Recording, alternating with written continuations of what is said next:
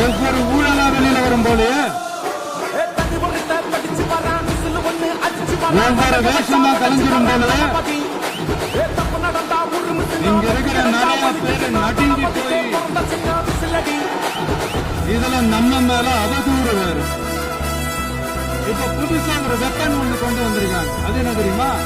அவங்க தயவால தான் நம்ம ஆட்சி நடக்குதான்.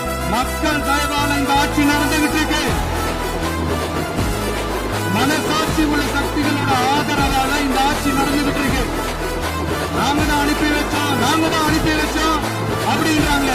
அனுப்பி வச்சவங்களுக்கு மினிஸ்ட்ரியில இடம் கொடுத்தா ஏன் கதறீங்க? ஏன் இவ்வளவு கோபம்? ஏன் இவ்வளவு கதறல்?